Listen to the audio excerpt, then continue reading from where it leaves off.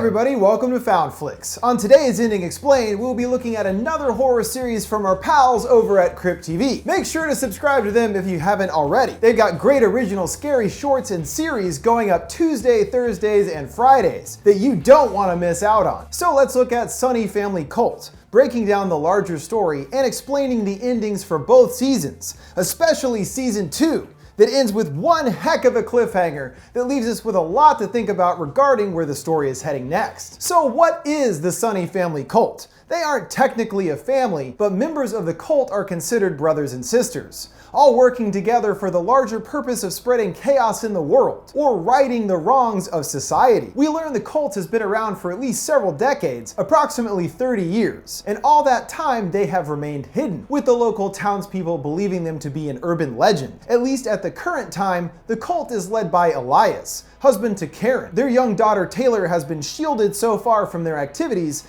until one night when her parents leave her with other cult members preparing for an initiation, and Taylor uncovers the truth about her parents and their friends. Elias and Karen head out in the night to find someone to act as a ritualistic shedding of blood and nearly crash into a man standing right in the middle of the road. Perfect! Even though it seems like there's definitely something off about the hitchhiker, seeing blood on his hands, it's Elias and Karen that he should be worried about, donning their cult masks and attacking the man. Bringing him back to the house, it's time to welcome a new member to the cult's family, and according to Elias, one must spill the blood of the old to usher in the new, handing the new sister a knife, using it to slit the man's throat. And the whole gruesome thing is witnessed by Taylor, who runs off hiding in the bathroom. Her mom tries to console her, explaining to Taylor her perspective of the cult, that all the members are a family that wants to protect her, and that they only get rid of the bad people. This is the closest mention to what the beliefs are of the cult. Their killings are designed to take out people who have done wrong, rather than being purely random killings. Taylor is told to keep what she saw a secret for now, but soon she will be playing a much more hands-on role in the family, when the story jumps forward to Taylor now at age 12. Her parents are having to deal with a serious problem. Another person in town that is acting as a copycat killer to the cult, who apparently murdered a child. Something the cult would never do. Taylor wants to go along with them to take out the copycat, and her dad agrees that she's ready, but her mom disagrees, not wanting to use Taylor like that. So she elects to set out to get justice on her own, heading to confront the killer at his house, pretending to need to use the phone to get inside. Initially, the killer clearly feels he is in control over the seemingly helpless girl, mentioning the same child that was recently killed, and that the cops don't know who did it. Taylor chuckles the cops might not, and others from the family arrive, including Elias, who condemns the man and stabs him. But Taylor did come on her own when she was told not to, and clearly having a little bit of a power trip, Elias tells Taylor that everything we have is me, and you don't change a plan or say a word unless he tells her to. He's seen as very domineering, only not over his actual family but the cult as well. And it seems in my opinion that this will be what drives his daughter away in the end, who is wanting to be her own person and not who or what he tells her to be. But this is only her first time joining the cult on a mission, and she is still essentially a child, though it's only a few years later that it's time for Taylor's rite of passage of her first family-approved kill. Now nearly 17, her selected victim is another teen boy, luring him out to a swimming pool. Taylor momentarily makes her true feelings known that began brewing since she was younger, asking the boy if he ever wished things could be different, to be able to do what you want, and not answer to anyone or follow the rules. But she squashes this quickly when the light comes on in the house, the two hiding in a shed, leading the kid right where she wanted him, as other family members appear from the shadows, looming over him in their masks. And the boy pleads with her, saying he thought they had something together, and maybe she did too, as she can't follow through with it, only to get grabbed by her father, telling her not to walk away from him. He then delivers the first blow to the kid, stabbing him looking right into his eyes, then dragging Taylor over to finish the job, and reiterating that it's not up to her, but she can't, dropping the knife again. Her father is quickly back on her, scolding her that the whole night was planned for her, telling her by not killing the boy, she turned her back on her family. Then, to make her lack of power in the situation absolutely clear, her father tells her she doesn't get to decide who she is. He does. What a dick! Taylor sheepishly assures her father she will do better.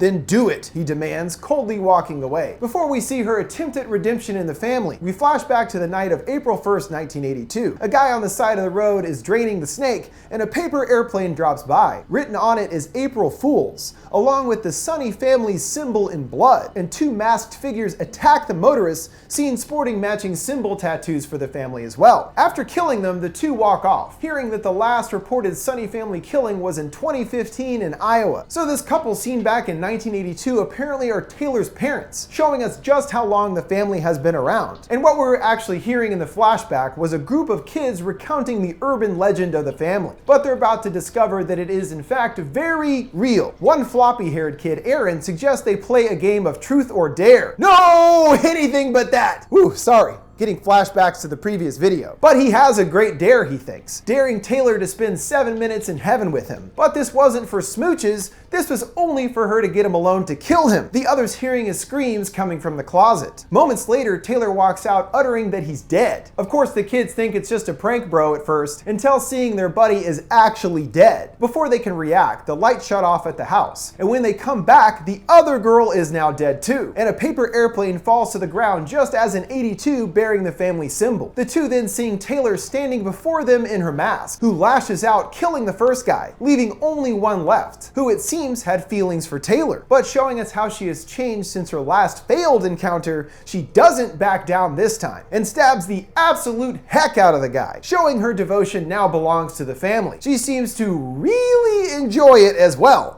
Jesus, that's a terrifying smile. Other family members emerge, and they commemorate the moment with a selfie, posed with bloody dead bodies behind them. So she did it! After struggling at first with trivial things like feelings for her victims, Taylor is now a bona fide killer and official member of the family. But as we head into season 2, we see that these killings aren't without repercussions on Taylor emotionally, which forms the basis of her struggles over the season. In class, she looks over at several empty desks, which must belong to the student she killed, a grim reminder of what she's done. Noticing Taylor staring into space, another girl, Jaina, pokes Taylor and considers that the kids have either ran away or are dead. She later joins Taylor on the stairs, mentioning that they've had the same homeroom together for 3 years, and from what I can tell, seems to have no nefarious intent here, and is genuinely reaching out to Taylor, opening up the possibility of her maybe having a real friend, instead of just spending all of her time with her killer family. Taylor's actual family home dynamic has also been affected by the killings as well. The three first seen sitting in silence, before Eli brings up that her mother told him she's feeling regretful. Taylor gets up and Elias almost follows after her,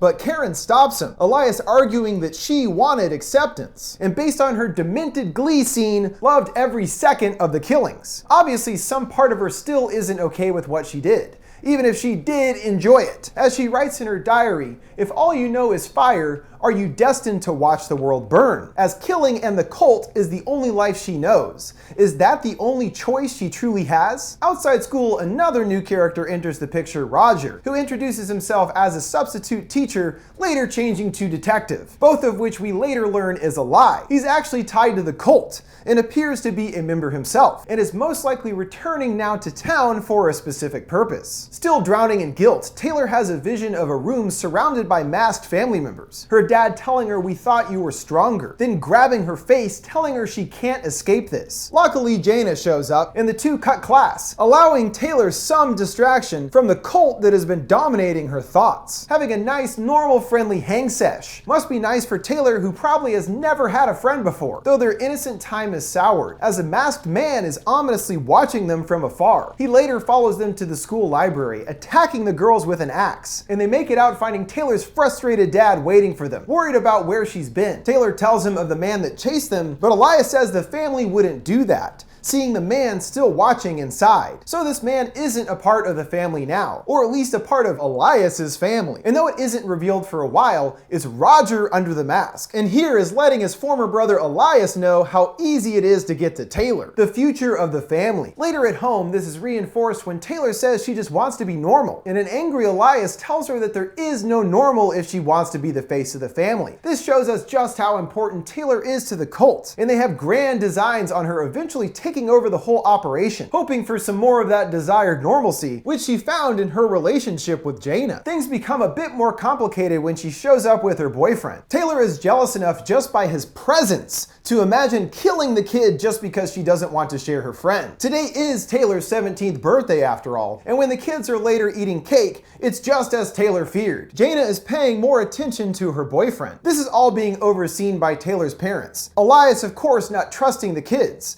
pretty much only because he doesn't know them. This really illustrates how closed off the family is, and Taylor's life has been up to this point. But once again, thanks to a visit from Roger, we see just how easy it actually is to get to Taylor. After Jaina takes off, her boyfriend is delayed by a flat tire, and Roger appears from the darkness, stabbing him in the back repeatedly. Taylor shakes his body, but he doesn't react, finding a note with the family symbol along with the picture of Taylor's family. And you might be wondering why the law is completely oblivious to all these killings going on in the small town, but we meet Sheriff Robin, discovering a disembodied arm in the woods. Seeing she has been on the case for some time, already starting to put the pieces together on one of those case boards with evidence connected via red strings. Pepe Sylvia would be proud. Her daughter Allie Ann, first seen being a bully to Taylor at school, and later talking about the found arm to her friends, jokingly pins the killing on Jaina and Taylor, dubbing them freaks. So yeah, she's not necessarily the nicest person, which could be due to how she seems almost completely ignored by her sheriff mom. Allie Ann also seems to think of herself as a junior detective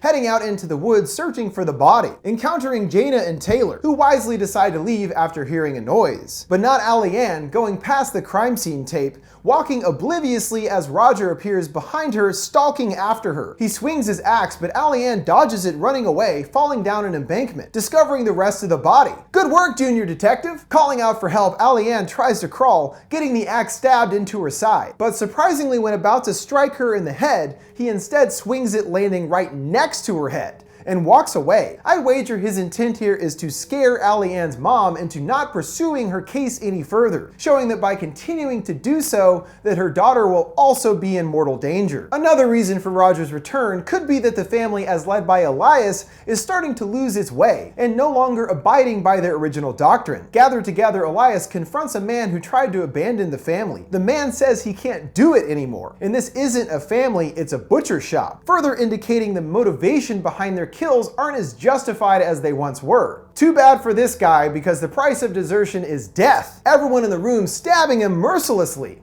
except for Taylor, who removes her mask, then stabbing the man herself, to Elias's approval. That's my girl. But even Elias isn't happy he was forced to deal with a member wanting to leave, saying it has only happened twice in 30 years. He admits of being afraid Taylor wouldn't do her part in the moment and just wants what's best for her safety and true place in the family. Karen tells him he should show her, reminding him that he's not just their leader, but her father too. Meanwhile, Allie Ann has been continuing her investigation, trying to show her mom where she found the body, but Roger already moved the evidence from the scene, her mom not believing her as a result. She doesn't give up though, returning to the area with her friends, finding a sunny symbol on the ground amongst the brush. A clue! The game is afoot! Analyzing the paper at the coffee shop, the barista notices it and is amused, saying he hasn't seen that for a long time. Hoping to learn more about what it means, Allie Ann tells him to come to her house tomorrow and tell her everything he knows. Which leads us to our final episode, appropriately titled Urban Legends. Taylor is still unsure of her place in the world,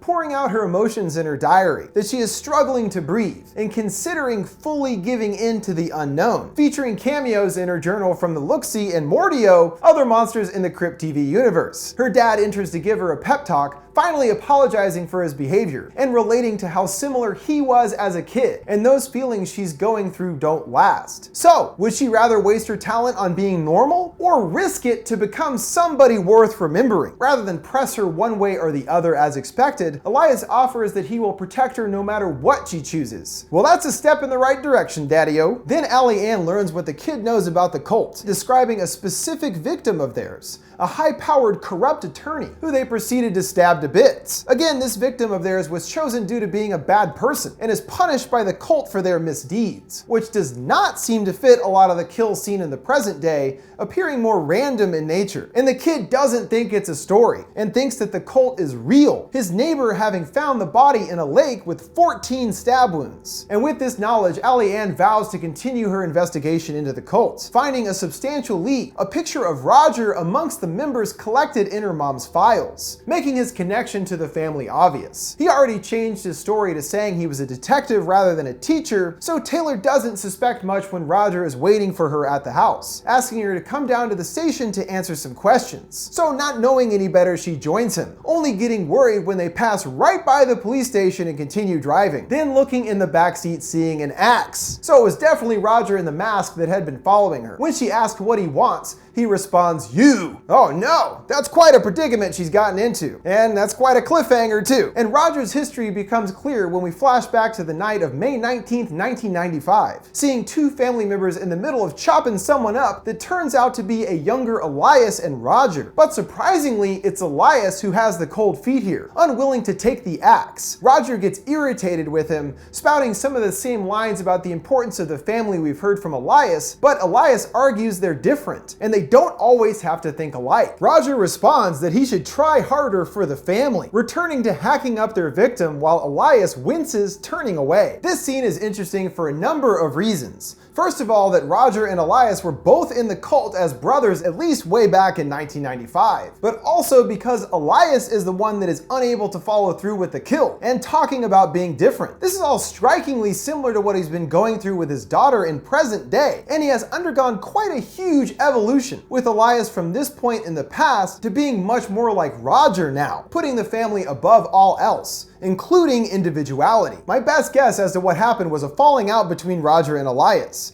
Maybe Roger believed he would become leader, but it was Elias that got the title instead. Or maybe Roger was growing too psychotic even for the family and they forced him to leave, and could have been that other member that abandoned the family in 30 years Elias was referring to earlier. And since they let him go without killing him, Roger is back for personal vendetta against the cult, but also specifically Elias, as the two seemed close in 1995. And I don't think Roger is interested in killing Taylor. He could have tried a few times in the season, but he definitely knows the importance of Taylor to Elias and the family, so kidnapping her for a vendetta against them makes the most sense to me. Honestly, I can't really see this working out well for him in the end, since once the family figures out what happens, they're not gonna stop until they get Taylor back and most certainly kill Roger. But for now, we can only speculate where the story will go from here until the third season of episodes is released soon. Also, I can't help but think that this whole thing will boil down to Taylor versus Elias. I could see Taylor taking on a leader role, but maybe in her own separate cult from the family, one that has a different philosophy than his as well, allowing its members to be different